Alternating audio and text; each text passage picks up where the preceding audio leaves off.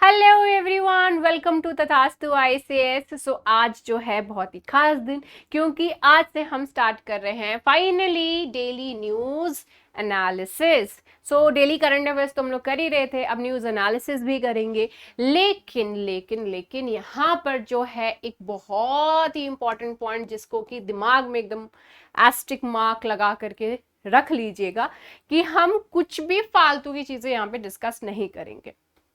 Okay हम सिर्फ उन्हीं चीजों को डिस्कस करेंगे जो कि इंपॉर्टेंट है from examination point of view से। हम यहाँ पे उस टाइप की चीजें डिस्कस नहीं करेंगे जो कि बस एवी इंटरेस्टिंग लगता है, जैसे लोग ट्रेन में बैठ के बातें नहीं करते हैं जिन पॉइंट्स को लेकर के। तो वैसे नहीं, we are not the news channel, हम न्यूज पोर्टल नहीं है, न्यूज चैनल नहीं है, तो हम लोगों का उस टाइप की न्यूज से भी कोई रिलेशन नहीं है, राइट। सो जो स्पेसिफिकली न्यू अपने एग्जामिनेशन पॉइंट ऑफ व्यू से इंपॉर्टेंट है, एंड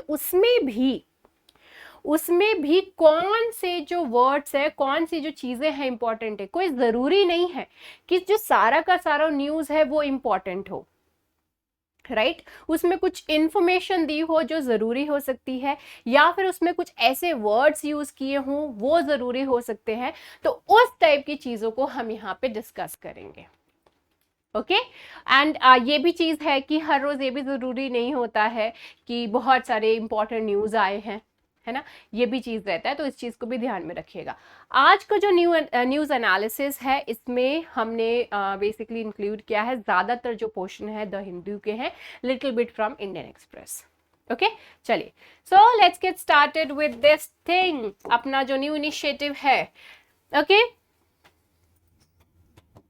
एंड ये जो है क्लास अटेंड करने के बाद please do watch the current affairs, ये जो एमसीक्यूज है उसको भी देख लीजिएगा, तो एक तरीके से आपका रिवीजन भी हो जाएगा वहां पे। ओके तो रिलेटेड क्वेश्चंस वहां पर है, and from the past also, मतलब पहले के जो न्यूज़पेपर्स आए हुए हैं उसमें से भी कुछ क्वेश्चंस इंक्लूडेड है, right.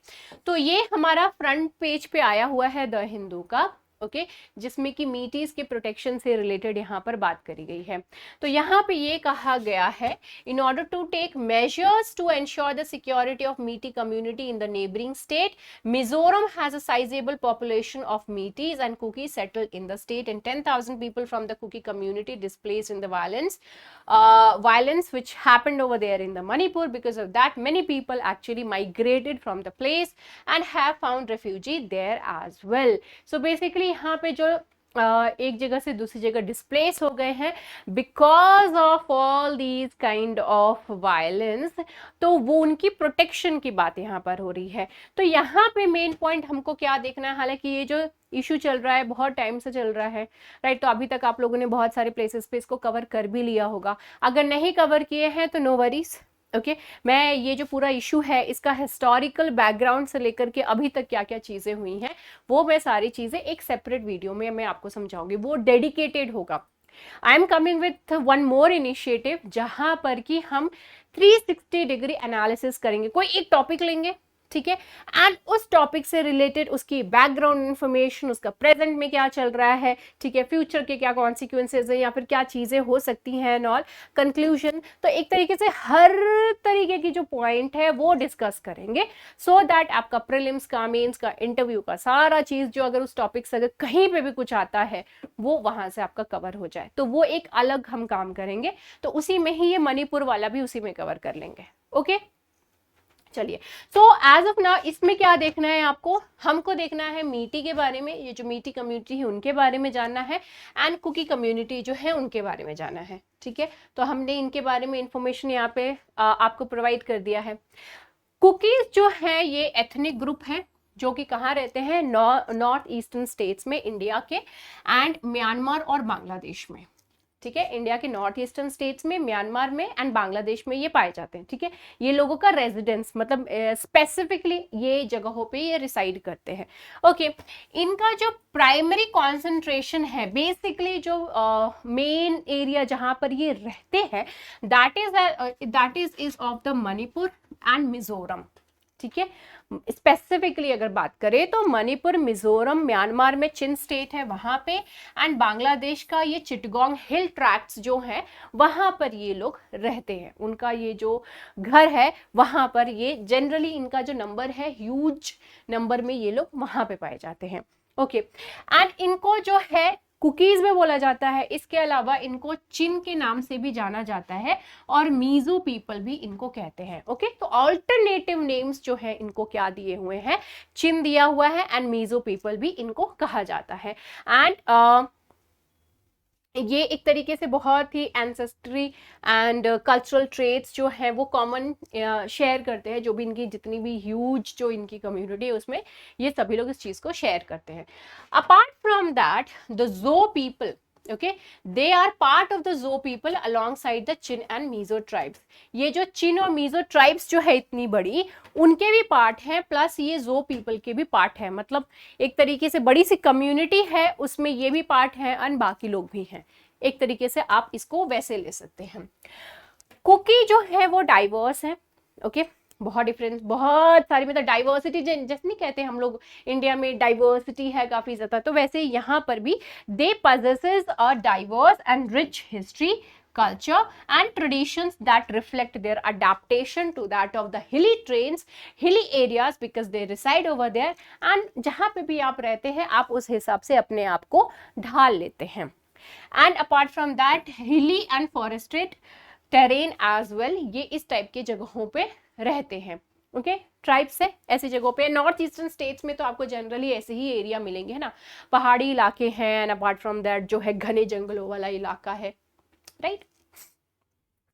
Apart from that they communicate using various dialects. Different type के डायलेक्ट्स जो हैं वो बेसिकली ये लोग यूज करते हैं, belonging to Chin Kuki Mizo language. Chin Kuki Mizo language जो है इस फैमिली का, चिन कुकी मीजो लैंग्वेज फैमिली जो है उस फैमिली के जो डिफरेंट डायलेक्ट्स हैं उनको ये यूज करते हैं in order to communicate.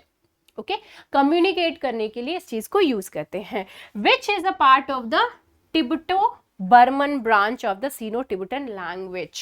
So basically वो क्या है, टिबेटो बर्मन लैंग्वेज की जो फैमिली है, ब्रांच जो है उसकी सीनो टिबेटन लैंग्वेज फैमिली से ये बिलोंग करती है। मतलब इनका लैंग्वेज का लीनिएज आपको बता दिए, कहाँ पे जो रहते हैं इनका ये बता दिए, हिली फॉरेस्टेड रीजन, एंड ये कम्युनिटी कितनी बड़ी है, उसमें कितने सारे, जो कितनी बड़ी कम्युनिटी है उसमें ये एक पार्ट आते हैं, राइट। तो ये सारी चीजें आपको यहाँ पर समझा दिए।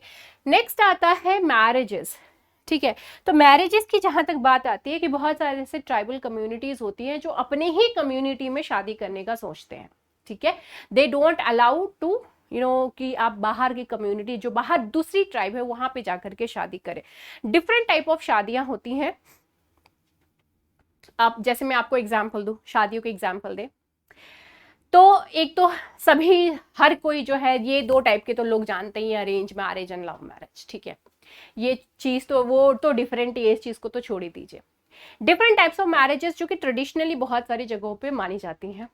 जैसे कि एक मैरिज है जिसमें कि लड़की जो है वो लड़के के घर में रहेगी, ओके, एंड वहां पे रहकर के वो सारे काम करेगी। एक तरीके से वो इस तरीके से सारी चीजें करेगी जिससे कि उसके घर वाले, लड़के के घर वाले उसको अपना ले। अगर वो उनको अपना लेते हैं उस लड़की को तो उसकी शादी हो जाती है, ठीक है। एक ऐसी ट्राइब है जिसमें कि लड़के जाकर के लड़की के घर में रहते हैं and they do all the kind of things and all, and वहां पे जो अगर लड़की की फैमिली उसको अपना लेती है तो शादी हो जाती है। एक ऐसी कम्युनिटी है जिसमें कि लड़के लड़की को भागना पड़ता है, ठीक है। जब वो भाग जाएंगे ट्रेडिशनली तभी जाकर के उनकी शादी जो है उसको उनकी कम्युनिटी के हिसाब से लीगलाइज करी जाएगी। तो डिफरेंट टाइप ऑफ मैरिजेस होती है, बहुत तरीके के मैरिजेस होते हैं। तो यहाँ पे ये कौन सा कस्टम जो है ये बेसिकली फॉलो करते हैं। So it is a customary from for them to avoid arranging marriages outside their community. तो वो अपनी कम्युनिटी के बाहर जो है वो शादी नहीं करते हैं, उनको अपनी ही कम्युनिटी में शादी करना होता है। In the past they followed animist beliefs. अब रिलीजन की जो बात आती है तो एनिमिस्ट जो है उस चीज को फॉलो करते थे। बहुत सारे डिफरेंट डीटीज जो है उनको, डीटीज जो है उनके स्पिरिट्स जो है उनको फॉलो किया करते थे। लेकिन अब जो है दे आर क्रिश्चियंस, ओके अब क्रिश्चियनिटी है, what is the reason behind that? Okay तो ऑब्वियस सी बात है, इसके पीछे की जो रीजन है वो ईस्ट इंडिया कंपनी यानी कि ब्रिटिशर्स है। ओके ब्रिटिशर्स है, एंड ब्रिटिशर्स कौन? ये इन्होंने जो है ये जो क्रिश्चियन मिशनरीज होती हैं इनको इन्होंने बहुत बढ़ावा दिया था। एंड ये जो मिशनरीज थी स्पेशली उन एरियाज में जाती थी जहां पर कि जो लोग जो है उतना कट्टरता से चीजों को नहीं फॉलो करते हैं, और इस टाइप के जो भोले भाले लोग हैं उनको इन्होंने क्या किया, इन्फ्लुएंस करके क्रिश्चियनिटी अपनवा दिया। Okay In the past 90 years, the majority of them have converted to Christianity. Majority, अगर आप नॉर्थ ईस्टर्न पार्ट्स में जाएंगे ना तो बहुत सारे लोग आपको मिलेंगे जो क्रिश्चियनिटी को ही फॉलो करते हैं। They have established their own customary laws and that of the village council. उनकी खुद की विलेज काउंसिल है, उनकी खुद की जो है लॉज है एंड ऑल, राइट तो ये सारी चीजें जो है वो बेसिकली करते हैं। विलेज चीफ जो है वो बेसिकली एड्रेस करता है सोशल रिलीजियस डिस्प्यूट्स। अगर किसी तरह की कोई सोशल या फिर रिलीजियस डिस्प्यूट्स होती हैं तो वहां पे जो विलेज का चीफ होगा उस विलेज का, वो इस डिस्प्यूट के ऊपर बातें सुनेगा and then that person will be deciding, वो जो हेड है वो डिसाइड करेगा कि हमको क्या करना चाहिए इस पर्टिकुलर केस पे। एंड ये जो सोशल और रिलीजियस इश्यूज है इसमें मैरिज रिलेटेड भी जो इश्यूज है, डिवोर्स रिलेटेड जो इश्यूज भी हैं उसको भी डील किया जाता है। ओके तो basically it was related to cookies. And यहाँ पे मिजोरम जो है, मणिपुर है, इसके बारे में यहाँ पर इस आर्टिकल में मेंशन किया गया है, तो यू शुड नो कि इनकी लोकेशन क्या है। ठीक है ये इंडिया आ गया, इंडिया में ये जो पोर्शन है what is this, this is the Mizoram. यहाँ पर आप ये देख सकते हैं दिस इज मिजोरम, राइट ये मिजोरम पार्ट आ गया। इसके अलावा जो है इसमें मेंशन किया गया है मणिपुर को। ठीक है तो ये मणिपुर वाला रीजन आ गया। ठीक है ये मणिपुर जो है ये यहाँ पर आ गया, राइट तो नीचे जो रेड है that is the Mizoram and ऊपर जो है वो मणिपुर। तो मिजोरम अपने बॉर्डर्स जो है वो किस किस से शेयर करता है एक बार ये देख ले। तो मिजोरम जो है इंटरनेशनल बॉर्डर म्यांमार के साथ शेयर करता है। ओके नेक्स्ट आता है यहाँ पे Tripura. Okay and apart from that यहाँ पर ये बांग्लादेश के साथ भी टच कर रहा है। मणिपुर है यहाँ पर आप देख सकते हैं कि असम का पार्ट भी है, right so this is how it shares borders with these many places and all. Manipur की बात आती है तो इंटरनेशनल बॉर्डर यहाँ पर म्यांमार है, यहाँ पे ये नागालैंड है, यहाँ पे ये असम है एंड यहाँ पर ये मिजोरम है, right so these are the neighbouring states और दैट ऑफ द कंट्री। ठीक है तो ये चीज का जो है ध्यान आप लोग रखिएगा, राइट। नेक्स्ट आते हैं मीटीज। तो मीटीज के बारे में भी यहाँ पर मेंशन किया गया है तो you should know about them as well. Meitei people जो है इनको मणिपुरी भी बोला जाता है क्योंकि ये एथनिक ग्रुप है। कहाँ के? मणिपुर स्टेट के ये एथनिक ग्रुप है, मेन एथनिक ग्रुप है जो कि मणिपुर के ही है, तो इसलिए मणिपुरी भी इनको कहा जाता है, मणिपुरी पीपल भी इनको कहा जाता है। दे स्पीक मीटी लैंग्वेज, इनका जो लैंग्वेज है उसको भी मीटी ही लैंग्वेज बोला जाता है जिसको कि which is recognised as Manipuri. इस लैंग्वेज को मणिपुरी के तौर पे जो है रिकॉग्नाइज किया जाता है एंड इस लैंग्वेज को ऑफिशियल लैंग्वेज ऑफ इंडिया का दर्जा जो है वो दिया हुआ है, the sole official language of that of the Manipur state. Metis primarily reside in the Imphal Valley region. Manipur का जो इम्फाल रीजन है वहां पर इनकी संख्या जो है वो ज्यादा पाई जाएगी, ये लोग जो है वहां पे रहते हैं। ठीक है हाउएवर अगर इनके एक सिग्निफिकेंट अमाउंट जो पॉपुलेशन की बात करें तो दूसरे स्टेट्स में भी मिलते हैं जैसे कि असम, त्रिपुरा, नागालैंड, मेघालय एंड मिजोरम। इन सारे स्टेट्स में भी इनकी संख्या जो इनका पॉपुलेशन जो है अच्छे खासे नंबर में मिलता है। There is also a notable presence of Meeti people in the neighboring countries like that of the Myanmar and Bangladesh। obvious सी बात है जो बॉर्डरिंग देश होती हैं, जो भी बॉर्डरिंग कंट्रीज है या फिर स्टेट्स है, तो दिस इज वेरी ऑब्वियस कि इधर के लोग उधर भी पाए जाएंगे, उधर के जो लोग हैं इधर भी पाए जाएंगे। Okay that's very obvious. Border है भैया, है ना, वो तो इमेजिनरी लाइन है, एज सच थोड़ी है कि बीच में कोई लाइन एकदम पहले से भगवान ने खींच करके रखी हुई हो। तो ऑब्वियस सी बात है कि इस तरीके का जो चेंजेस है, मतलब इस तरीके से लोग जो है एक जगह की दूसरी जगह भी मिलते हैं। ठीक है, रहते हैं, मिलते हैं क्या, रहते हैं बेसिकली, ये सही वर्ड होगा। तो इनका एक अच्छा खासा जो प्रेजेंस है वो बांग्लादेश और म्यांमार में भी आपको मिलेगा, क्योंकि दे आर शेयरिंग, ये जो प्लेस है ये अपनी बॉर्डर शेयर करते हैं इन कंट्रीज के साथ। मीटी एथनिक ग्रुप जो है ये अप्रोक्सीमेटली 53% है मणिपुर की पॉपुलेशन के। मणिपुर का जो टोटल पॉपुलेशन अगर 100 है, सपोज अगर मणिपुर का जो टोटल पॉपुलेशन 100 है, तो उसमें जो 53 लोग होंगे वो ये मणिपुरी लोग होंगे, यानी कि मीटी लोग होंगे। They are organised into different clans, different clans में इनको ऑर्गेनाइज किया गया है। And inter marriage is typically not practised, इसमें इंटर मैरिज को जो है वो प्रैक्टिस नहीं किया जाता है, ये इंपॉर्टेंट चीज है between the clan members. Meitei's economy is based on rice cultivation, irrigated fields, तो इनका जो इकोनॉमी है बेसिकली राइस का जो कल्टीवेशन होता है उसके ऊपर बेस्ड है। एंड जो ट्राइब्स है नॉर्थ ईस्टर्न स्टेट्स की, वो झूम एग्रीकल्चर जो है, झूम कल्टीवेशन, उसको ये फॉलो करती है, झूम, ठीक है। तो ये झूम जो है वो बेसिकली झूमने वाला नहीं है, यहाँ पे झूम कल्टीवेशन की जब बात होती है तो यहाँ पे इसका मतलब है ये है कि एक जगह उन्होंने जो है ट्रीज कट किए, पूरा एरिया साफ किया, राइट, एंड वहां पर उन्होंने क्या किया, फिर एग्रीकल्चर किए, राइट। उसके बाद जो है जब धीरे धीरे जो उसकी फर्टिलिटी है, डेटीरायोरेट होने लगती है, तो उस लैंड को छोड़ दिए, दूसरी जगह चले गए, वहां पे उन्होंने जो एरिया को कट किया, पूरा एरिया जो है उसको समतल करके फिर वहां पे उन्होंने खेती करना शुरू कर दिए, राइट। देन उसके बाद जो है फिर दूसरी जगह जाएंगे, उसके बाद जो है फिर किसी और जगह जाएंगे, इस तरीके से जो है ये cultivation. So that is what is the झूम कल्टीवेशन। सो वो जो है बेसिकली फॉलो करते हैं।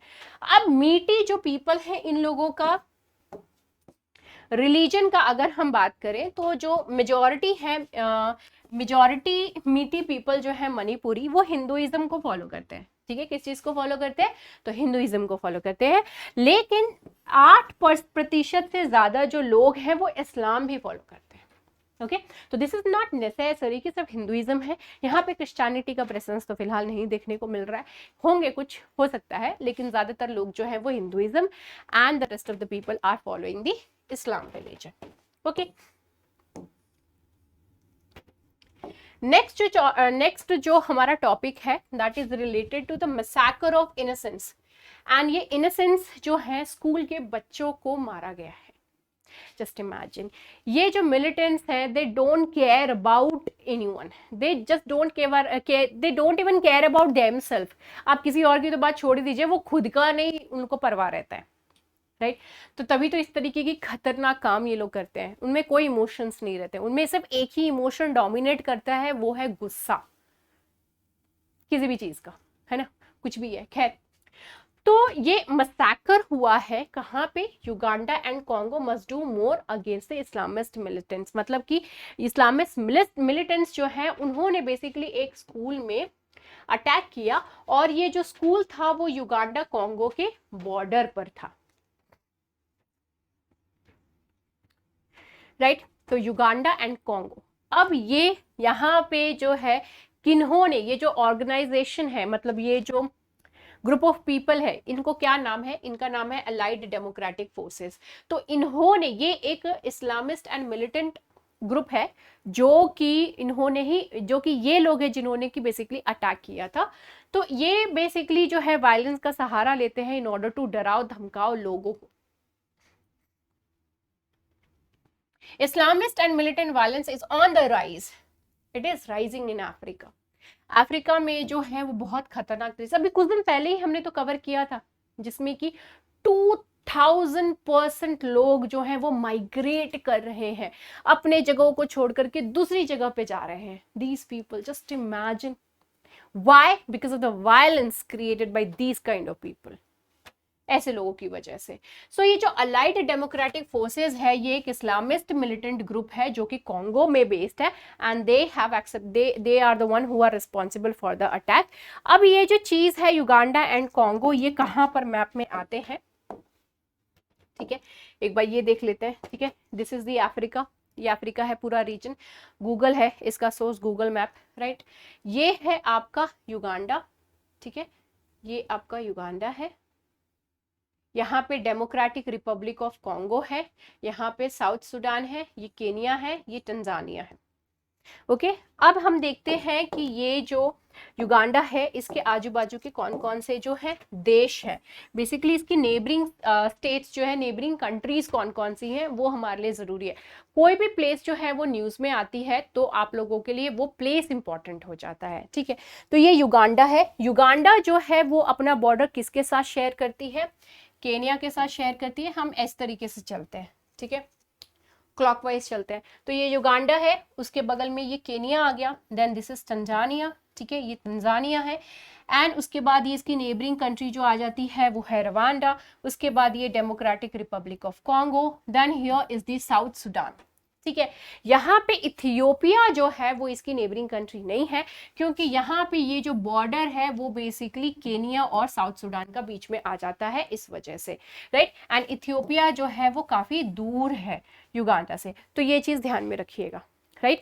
सो कितनी कंट्रीज इसके क्लोज मतलब नेबरिंग कंट्रीज हैं, first is Kenya, then Tanzania, then comes the Rwanda, उसके बाद आता है Democratic Republic of Congo, then South Sudan आती है, ठीक है। सो टोटल 5 जो कंट्रीज हैं यहाँ पर।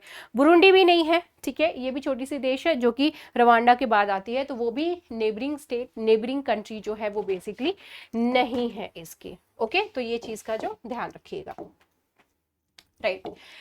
ये जो अलाइड डेमोक्रेटिक फोर्स, सॉरी ये अलाइड डेमोक्रेटिक फोर्सेस जो है ये बेसिकली इनका जो एस्टैब्लिशमेंट है ये कब हुआ था, इनके बारे में हम थोड़ा सा इन्फॉर्मेशन देख लेते हैं। तो ये 1995 में इसको एस्टैब्लिश किया गया था, 1995 में। एंड ये अफ्रीका की one of the oldest and most enigmatic extremist group है। अफ्रीका की सब वन ऑफ द पुरानी, सबसे पुरानी जो भी इस टाइप की जो ग्रुप्स होती हैं उसमें से ये एक आते हैं। एंड ये बहुत ही वायलेंट हैं, बहुत ही एक्सट्रीमिस्ट माने जाते हैं। And it is an insurgent organisation active in Uganda and the Democratic Republic of Congo. ये दोनों स्टेट्स में जो है, ये दोनों कंट्रीज में ये बहुत ज्यादा एक्टिव है, बहुत ज्यादा उथल पुथल जो है ये लोग मचाए रखते हैं वहां पर। इनकी आइडियोलॉजिकल जो लीनिंग है वो बेसिकली वेरी करती रहती है और इनकंसिस्टेंट है, क्लियर ही नहीं है थॉट प्रोसेस, तो कहां से होगा, राइट। सो एनकम्पासिंग ये Islamic extremism, secular nationalism, ethno nationalism and secessionism, इसके ऊपर बेसिस है इनकी जो थॉट प्रोसेस है, जो कि उसमें भी काफी टाइम जो है इनकंसिस्टेंसी आती रहती है, ठीक है।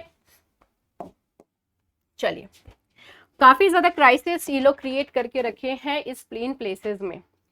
नेक्स्ट जो हमारा टॉपिक है वो है बिपरजॉय से related. So Biparjoy part of new trend in Indian cyclones. Cyclone के ऊपर मैंने ऑलरेडी वीडियो बना रखा है, तो साइक्लोन कैसे क्रिएट होते हैं, क्या होता है, और वो सारी चीजें आई हैव ऑलरेडी एक्सप्लेन्ड। आप उस वीडियो की लिंक आपको दे दी जाएगी डिस्क्रिप्शन सेक्शन में, ठीक है, वहां पे क्लिक करके आप जाइएगा, साइक्लोन आप देख लेंगे, ओके। तो साइक्लोन की पूरी डिटेल वहां पे मिल जाएगी। तो I am not explaining cyclone किस तरीके से जो है वो बनते हैं, ओके, एंड किस तरीके से जो है उनका लैंडफॉल होता है एंड फाइनली दे डाई, उनका डिके हो जाता है, तो वो आई एम नॉट एक्सप्लेनिंग। यहाँ पे जो बात कह रहा है ये एक तरीके से नए ट्रेंड के बारे में यहाँ पर बात कर रहा है, ओके। तो यहाँ पर ये चीज है, while the number of cyclonic disturbances has decreased, their intensity has increased। यहाँ पर ये पॉइंट कह रहा है कि साइक्लोनिक डिस्टर्बेंसेस जो हैं वो बेसिकली डिक्रीज हुई हैं, ठीक है, लेकिन जब इनकी इंटेंसिटी की बात आती है तो ये इंक्रीज हुई है, ठीक है। तो इनकी इंटेंसिटी की जब बात आती है तो ये इंक्रीज हुई है, वही बात जो है यहाँ पर बोला जा रहा है। और इनकी इंटेंसिटी इंक्रीज होने के पीछे क्या रीजन दिया गया है, which is very common, you can guess it very nicely. What is that? That is the global warming, climate change basically. So ये global warming is believed to be the causing the Arabian Sea to heat up, leading to more and stronger cyclones। ज्यादा cyclones Arabian सी में create हो रहे हैं and बहुत ज्यादा strong create हो रहे हैं। पहले एक्चुअली क्या होता था कि जो बे ऑफ बंगाल होती थी उसमें ज्यादा साइक्लोन्स क्रिएट होते थे, ओके। तब हम लोग जो है इस टाइप का चीजें पढ़ा करते थे कि why Bay of Bengal is the hot bed of cyclonic storms, okay, we will be doing this thing, लेकिन अभी जो पैटर्न हो रहा है वो पैटर्न थोड़ा सा चेंज हो रहा है, शिफ्ट हो रहा है, राइट। तो वो शिफ्टिंग में यही कहा जा रहा है कि बेसिकली जो अरेबियन सी है, ठीक है, ये जो अरेबियन सी है इसमें साइक्लोन्स जो हैं बनने की संख्या डेफिनेटली कम है। ओवरऑल जो है, ओवरऑल की बात हो रही है, तो साइक्लोन्स जो है वो कम हुए, लेकिन इंटेंसिटी इंक्रीज हो रही है। स्पेशली जो इंटेंसिटी की बात हो रही है यहाँ पे अरेबियन सी की तरफ जो है इंटेंसिटी बहुत ज्यादा इंक्रीज होती जा रही है। And the reason behind this has been given as the global warming. क्योंकि साइक्लोन्स को क्रिएट होने के लिए वैसा बेसिकली बेड चाहिए, तो एक बड़ा सा ओशन चाहिए, बड़ा सा वाटर बॉडी चाहिए जिसके ऊपर जो है लो प्रेशर क्रिएट हो। लो प्रेशर कैसे क्रिएट होगा? जब वहां पे जो है गर्मी होगी, हीट होगा, 27% से 27 डिग्री सेल्सियस से जो है ज्यादा वहां पे टेम्परेचर होगी, हीट होगा, इवापोरेशन होगी, ठीक है। यहाँ पे लो प्रेशर क्रिएट होता जाएगा एंड देन जो है दूसरी तरफ से वहां से दूसरी तरफ से जो है एयर आएगी एंड यहाँ पे फिल करने की कोशिश करेंगे। एंड ये जो यहाँ पे लो प्रेशर है, चारों तरफ से जो है हवा आ रही है, फिर यहाँ पे जो मूवमेंट स्टार्ट हो जाती है एंड ये जो फिर ऊपर की तरफ जाते हैं, कंडेंस होते हैं एंड बहुत सारी चीजें होती हैं। वो सारी चीजें आप वहां पे साइक्लोन्स में देख लीजिएगा। खैर, तो बे ऑफ बंगाल जो है ये यूजुअल चीज है बेसिकली कि जब साइक्लोन की फॉर्म होने की बात होती है तो बे ऑफ बंगाल में ज्यादा जो है वो साइक्लोन फॉर्म होते हैं, ओके। तो ये आर्टिकल में नहीं है, this is what I am explaining, ठीक है। तो बे ऑफ बंगाल में साइक्लोन्स बनने के पीछे जो है वो रीजन क्या है? तो रीजन क्या है? वास्ट लो प्रेशर, काफी बड़ा जो है लो प्रेशर एरिया उसको मिलता है। Apart from that this is actually being created by the warm water of the ocean. काफी बड़ा एरिया यहाँ पर मिल रहा है बे ऑफ बंगाल को, यहाँ पे लो प्रेशर एरिया क्रिएट हो रही है, बड़ा ओशन वाटर मतलब वाटर बेड एरिया मिल रहा है, तो वहां पे साइक्लोन बनने के चांसेस जो है वो काफी ज्यादा हो जाते हैं। Meteorologists believe the bay that gives birth to severe cyclone is concave and shallow, where when strong winds push water it gets concentrated as that of the storm। जब लो प्रेशर क्रिएट हो गया, बहुत सारी जो storm, एकदम आंधी तूफान जो है, एक तरीके से आंधी आ रही है लो प्रेशर के पास, जो वही जो है वो बेसिकली साइक्लोन का रूप ले लेती है। The Bay of Bengal shaped like a trough that makes it more hospitable for that of the storms to gain force. उस ट्रफ जैसा है, इस ऐसा है कुछ बे ऑफ बंगाल, तो उसमें क्या होती है कि बड़े आराम से वो और आ जाती है, मतलब एक तरीके से अट्रैक्ट होता है और आजा यहाँ पे साइक्लोन बनाते हैं, ठीक है। इस तरीके से होता है कि ये बोल रहा है बे ऑफ बंगाल का जो वाटर बॉडी है एंड ये जो जिस तरीके का शेप है उसका, तो इस तरह की it's attracting, come we will make, यहाँ पे लो प्रेशर हो गया, लेट्स मेक अ साइक्लोन, यहाँ पे बनाते हैं। तो वो एक जो है यहाँ पर हॉस्पिटेबल सिचुएशन बेसिकली यहाँ पर ये क्रिएट करती है। Additionally the Bay of Bengal gets more rainfall, यहाँ पे ज्यादा रेनफॉल मिलता है with the sluggish winds and warm air currents around that keep temperatures relatively high all the year, throughout the year this thing actually happens. तो वो एक जो है सिचुएशन क्रिएट करके रखा रहता है बे ऑफ बंगाल की, क्या पता कि कब मुझे मजा आए थोड़ा सा जो है साइक्लोन बनाते हैं, है ना। तो सारा आइटम क्रिएट करके रखे रहते हैं, तो बे ऑफ बंगाल जो है कुछ वैसा ही करता है।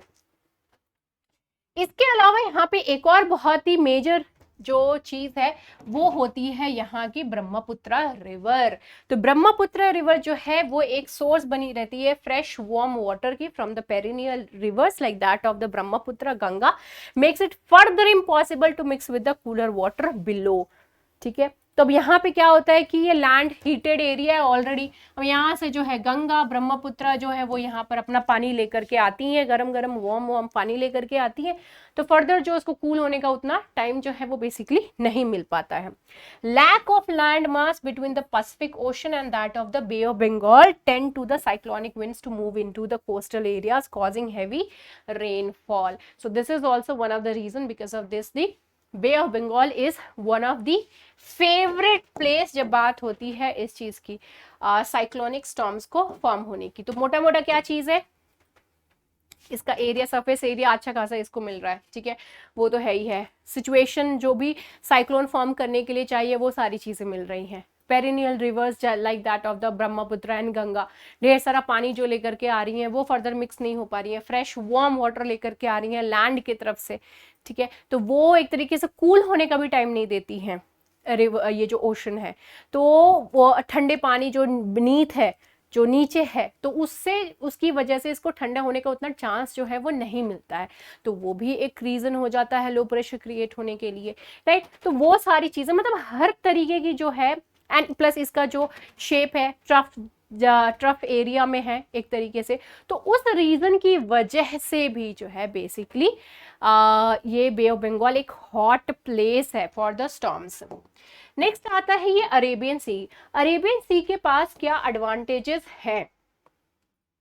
अभी धीरे धीरे जो ग्लोबल वार्मिंग की वजह से जो शिफ्टिंग आ रही है, but as of now Arabian sea जो है वो काफी कुछ काम है, ठीक है, काम शांतिपूर्ण है, काम है, as the stronger winds help dissipate the heat. एक तरीके से जो यहाँ पे काफी शांत रीजन है, एंड यहाँ से जो स्ट्रॉन्ग विंड्स आती हैं वो बेसिकली इसको जो हीट को जो डिसिपेट कर देती हैं, ठीक है, हटो हटो हटो, यहाँ से जो है बहुत ज्यादा, अब यहाँ से जो ना कुछ किसी तरह का गड़बड़ चीज हो सकती है, तो हवाएं आती हैं, चली आए कहाँ से हवाएं, एंड सभी को जो है डिसिपेट कर देती हैं, हीट को एक तरीके से शांत कर देती हैं ना, वो बोलते नहीं है मिट्टी पाओ, वो ही काम कर देती है कि किसी तरह कुछ गड़बड़ हो उससे पहले जो खत्म कर दो। They dissipate the heat and lack of constant fresh water helps the warm water to mix with the cool water underneath. अब यहाँ पे देखिए यही चीज जो है वो बे ऑफ बंगाल में नहीं हो रही थी, ठीक है, तो ये देखिए सन है यहाँ पे, ठीक है, ये सन है, इसकी रेस जो है वो पड़ रही है, तो एक सपोज कि यहाँ तक की जो पानी है वो बेसिकली बहुत ज्यादा मतलब हीट हो रही है, इवापोरेशन हो रहा है एक तरीके से, जो है वो सिचुएशन क्रिएट कर रही है जिससे कि ये लो प्रेशर हो, ठीक है। लेकिन बे ऑफ बंगाल में क्या था कि वहां से ब्रह्मपुत्र गंगा रिवर जो है अपना पानी एड ऑन कर देती थी गर्म, ठीक है, तो उस वजह से ये गर्म रहती थी और गर्म पानी आकर के वहां पे ऐड हो गया। लेकिन अरेबियन सी में इस टाइप का कोई सोर्स है नहीं, ठीक है, इस टाइप का जो सोर्स है वो बेसिकली वहां पर है नहीं, यानी कोई भी ऐसा रिवर नहीं है जो अपने साथ जो है पानी कॉन्स्टेंटली लेकर के आए, warm water, warm fresh water, right. तो इस वजह से क्या होता है, अब ये जो चीज है नहीं, ये चीज है नहीं, तो इसकी वजह से क्या होता है, जो इसके नीचे जो पानी है, राइट, इसके नीचे जो कूलर पानी है, ठंडा पानी जो है ना, एक एरिया होगा उसके नीचे तो ठंडी पानी रहेगी समुद्र में, राइट। तो इस वजह से क्या होता है कि ये जो है ठंडी हो जाती है, लेटर ऑन जो है क्या होती है, ठंडी हो जाती है। तो एक इनको अच्छा टाइम पीरियड बेसिकली इनको मिल जाता है in order to cool down,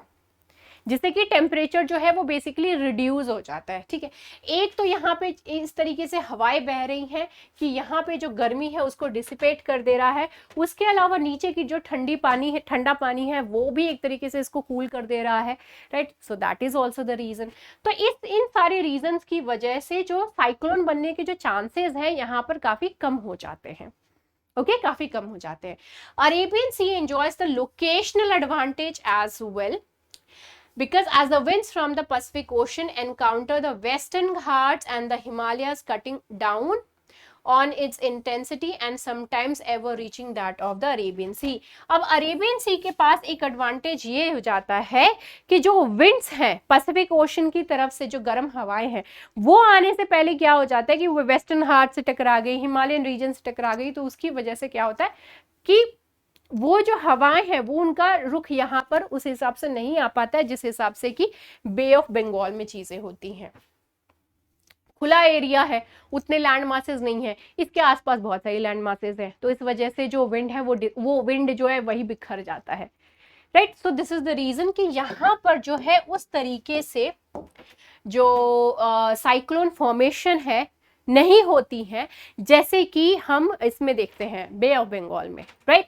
लेकिन अभी हम ये जो आर्टिकल कर रहे हैं इसमें क्या चीज दिया हुआ है, इसमें यही चीज बता रहा है कि साइक्लोन्स के फॉर्मेशन में कमी जरूर आई है, नंबर ऑफ साइक्लोन्स जो है वो कम जरूर हुए हैं, लेकिन उनकी इंटेंसिटी बहुत ज्यादा हो गई है, ओके, उनकी इंटेंसिटी क्या हो गई है, बहुत ज्यादा हो गई। तो मतलब कहने का मतलब ये है कि ये बहुत ज्यादा ही खतरनाक होते जा रहे हैं, ओके एंड इसमें अभी तक हमने जो चीजें पढ़ी वो स्टैटिक पोर्शन वाली चीजें मैंने सारी आपको बताई थी, इसलिए करंट अफेयर से अपडेटेड रहना बहुत ज्यादा जरूरी है।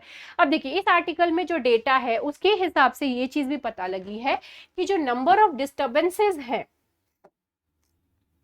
the number of disturbances originating from the Arabian Sea has been steadily increasing।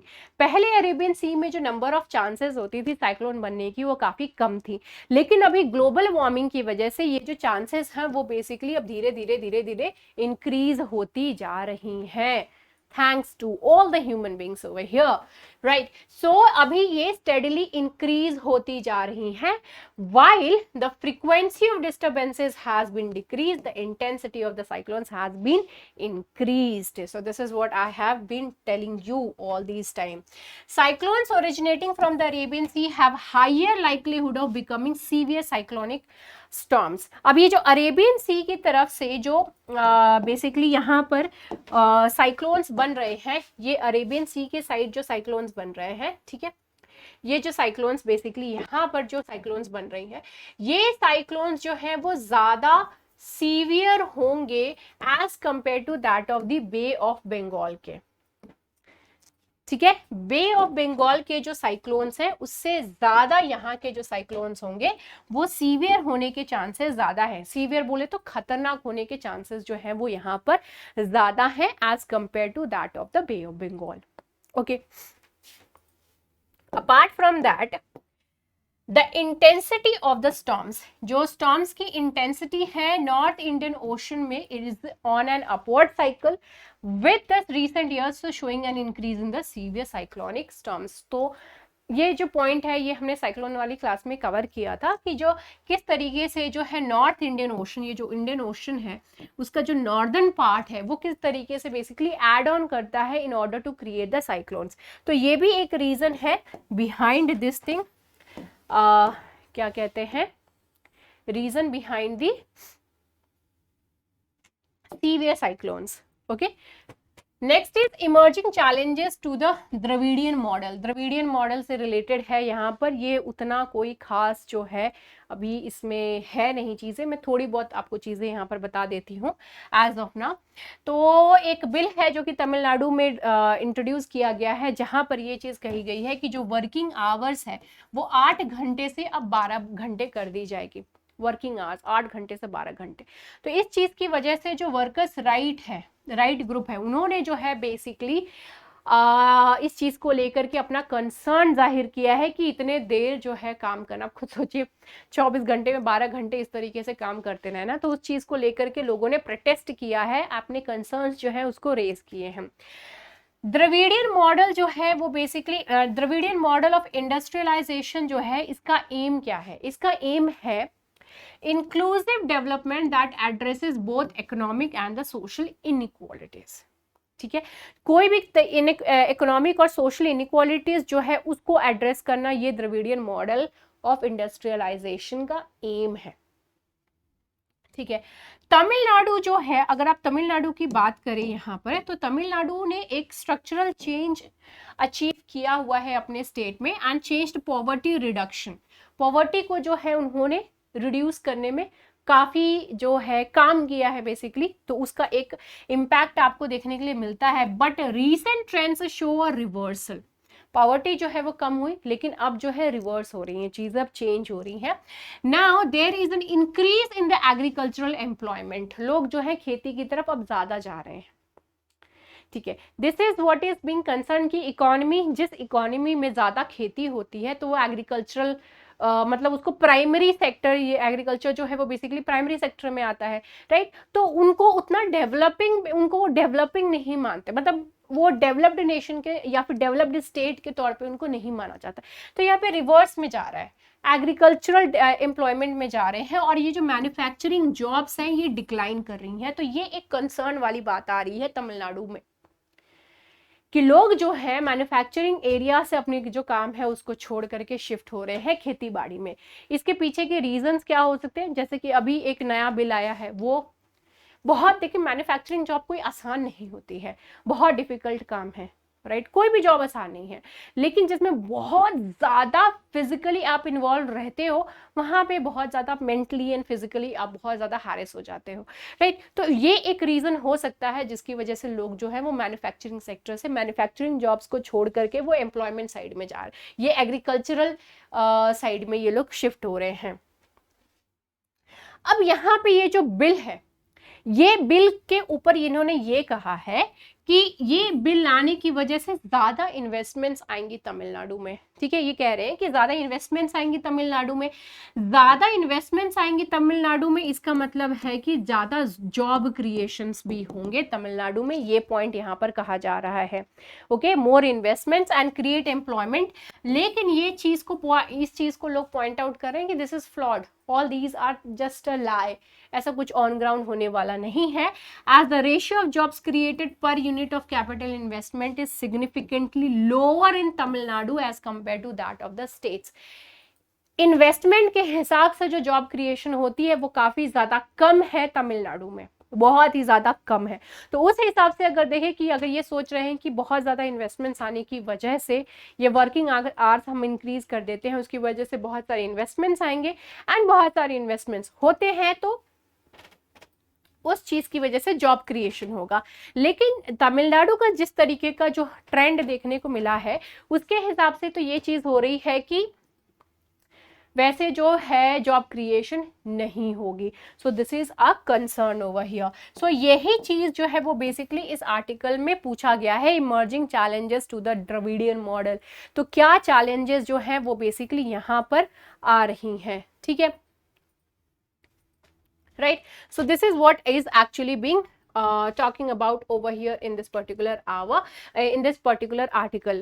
The future of work lies in the knowledge based industries, and Tamil Nadu needs to address the skill gap and improve the quality of education and vocational training.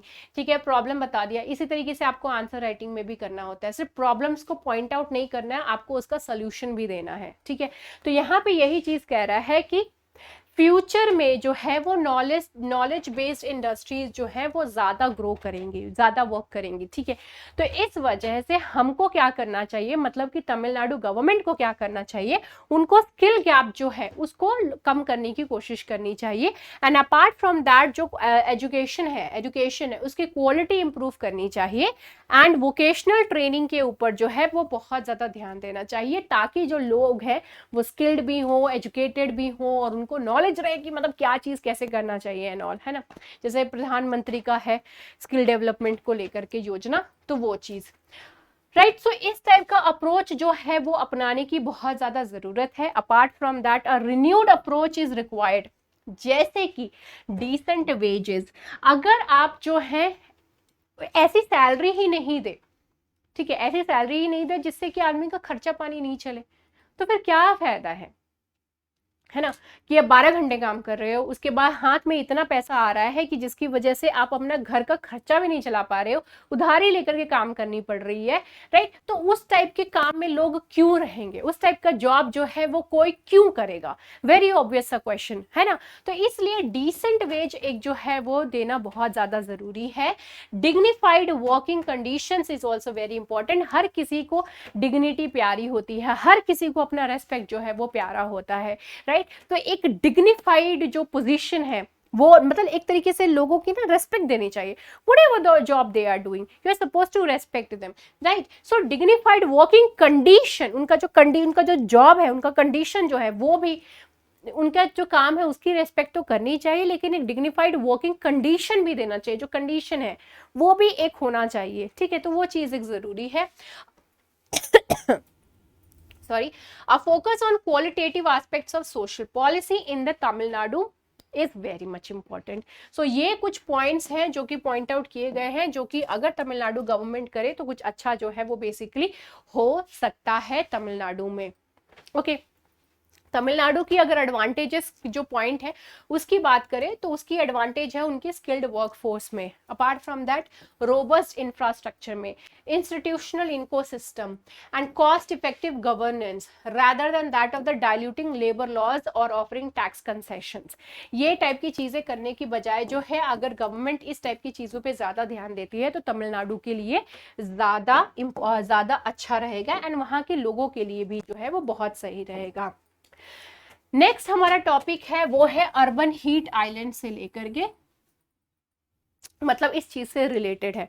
देखिए urban heat island क्या है, ये basically एक ऐसा situation है जिसमें कि एक सिटी है, ठीक है, इस सिटी में जो है काफी ज्यादा गर्म है, ठीक है, ये सिटी जो है वो बहुत ज्यादा गर्म है, लेकिन उसके आसपास की जो गांव है, राइट, इसके आसपास की जो गांव है वो काफी ज्यादा कूल है as compare to the cities. तो यही जो कॉन्सेप्ट है इसी को ही बोल रहे हैं urban heat island. It refers to an urban और metropolitan area that experiences significantly high temperatures compared to its surrounding rural areas due to human activities. And ये जो हीट है ये बेसिकली किन की वजह से है, ये है ह्यूमंस की वजह से, बिकॉज ऑफ अस, बिकॉज उसके पीछे बेसिकली बहुत सारे रीजंस है, जिसके पीछे एक बहुत बड़ा रीजन हो जाती है ट्रीज, राइट। चलिए देखते हैं कि क्या क्या कॉजेज हैं।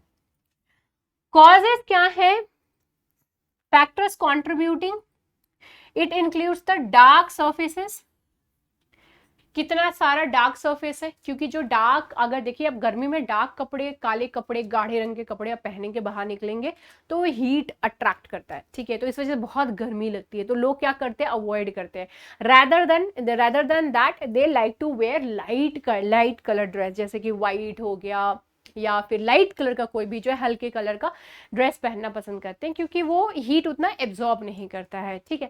वही ऑपोजिट हो जाती है ठंडियों के टाइम में। ठंडियों के टाइम में लोग जो है गाढ़े रंग के कपड़े ज्यादा पहनते हैं, जिसकी वजह से जो हीट अब्जॉर्प्शन हो सके उसमें अच्छे से, ठीक है।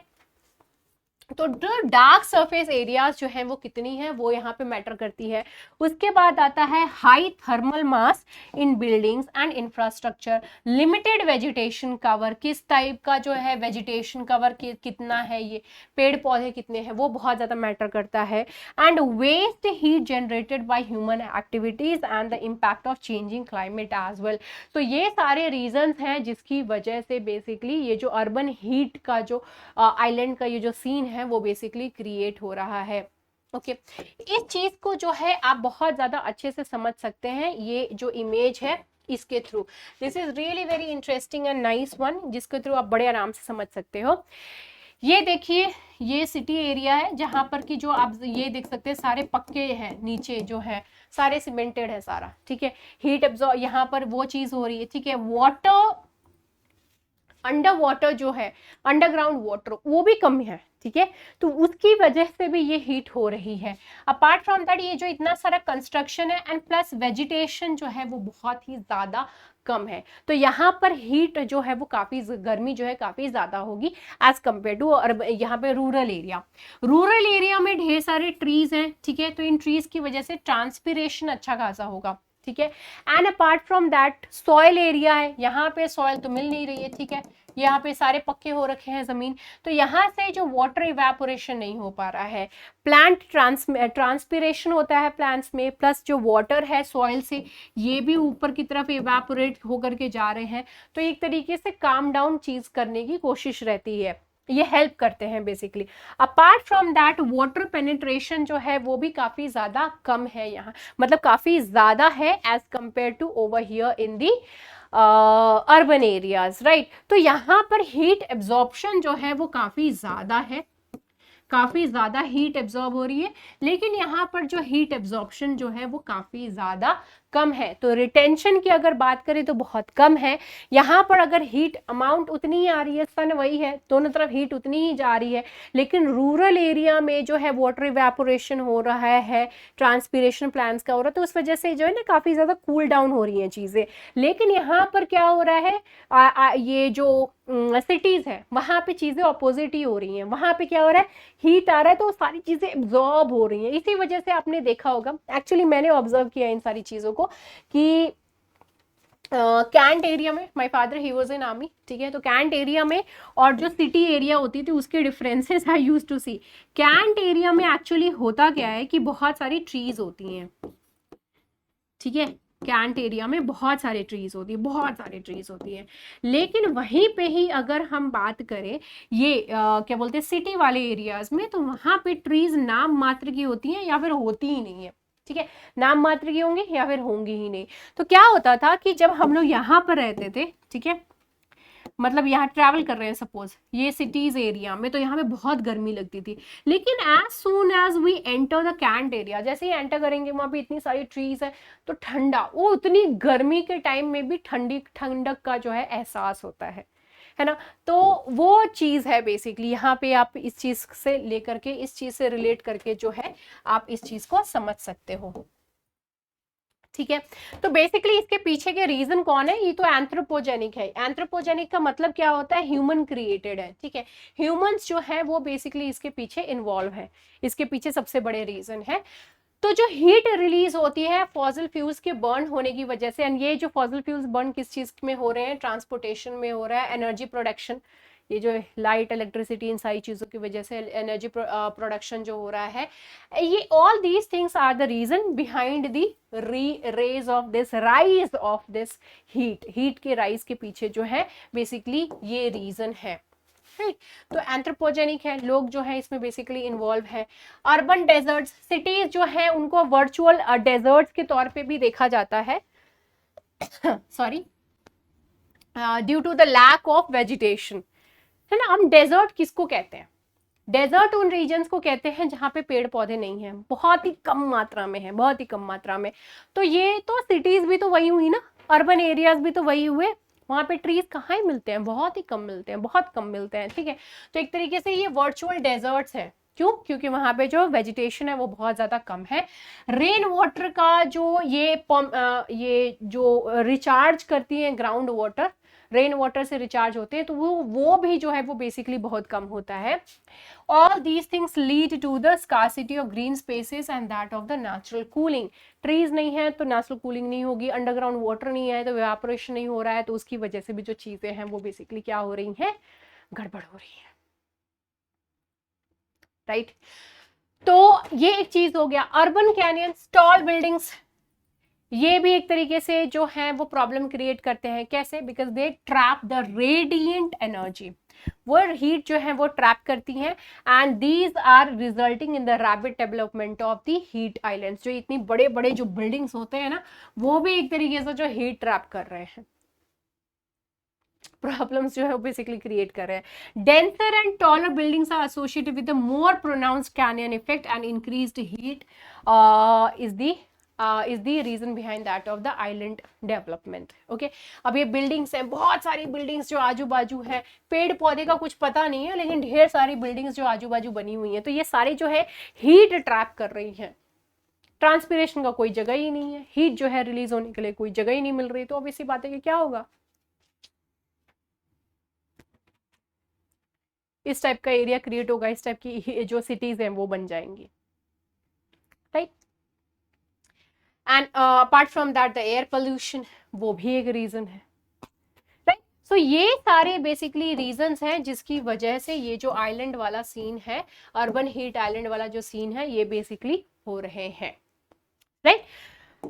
तो आई होप दैट आप लोग को जो चीजें हैं वो समझ में आ रही हैं। ये हमारा लास्ट आर्टिकल है, इसमें हम टेलीग्राम के बारे में जानेंगे। तो टेलीग्राम से रिसेंटली जो है क्या हुआ है, डेटा लीक हुई है। सो इसके पीछे रीजन क्या है, बॉट्स, टेलीग्राम बॉट्स जो है इसके पीछे ये रीजन है। Reports are surfaced about a Telegram bot, एक टेलीग्राम बॉट है जिसने की बेसिकली बहुत सारी जो डेटा है लोगों की, आधार पैन कार्ड, पासपोर्ट नंबर्स, ये जो है वो बेसिकली वहां पर प्रोवाइड कर दी गई थी। टेलीग्राम एक ऐसा प्लेस है जहां पर कि जो लोग हैं अपना बहुत सारी मतलब एक ऐसा प्लेटफॉर्म है बेसिकली टेलीग्राम, जहां पर कि आप इन बॉट्स का यूज करके बहुत डिफरेंट टाइप का जो इन्फॉर्मेशन है वो वहां पे कलेक्ट कर सकते हैं। तो ये एक तरीके से अच्छी चीज भी है और बहुत खतरनाक चीज भी है, बहुत। इसका जो साइड इफेक्ट है वो मुझे लगता है वो कुछ ज़्यादा ही है एज कम्पेयर टू दो अच्छा। लेकिन जो स्टूडेंट्स यहाँ पे यूपीएससी वाले होंगे वो सारे सोचेंगे मैम हमारे लिए तो भला ही है है ना। ठीक है, अच्छा है, लेकिन ये सारा जो इन्फॉर्मेशन रिलीज किया हुआ है उसका क्या, right. So Telegram has faced criticism for hosting deep fake bots. इसको जो है कुछ बॉट्स यहाँ पर है जो कि डीप फेक है, बॉट्स है, एंड वो जनरेट करती हैं नॉन कंसेंशुअल इमेजेस जो है वो जनरेट करती हैं, कुछ ऐसे भी जिसमें कि चिल्ड्रन भी इन्वॉल्व होते हैं। ठीक है, इसको लेबल किया जाता है आईसिस ऐप ऑफ चॉइस। इस टाइप से जो इसको लेबल करके जो है बेसिकली इस टाइप की चीज़ें जो है वहाँ पे रिलीज करी जाती हैं। यहाँ पर 700 मिलियन मंथली एक्टिव यूजर्स हैं। यहाँ पर ये टेलीग्राम पे इस टाइप के से जो लोग हैं इतना ज़्यादा इसको यूज़ करते हैं। Bots can severe functions such as can perform severe serve functions such as supporting online stores, arcade games, and providing easy access to information connected to the databases. You can search it. कि इस type की data है कि नहीं available, और उस type की data जो है वो है या नहीं अवेलेबल, इस टाइप की चीज़ें जो है बेसिकली वहाँ पर आपको देखने के लिए मिल जाती हैं।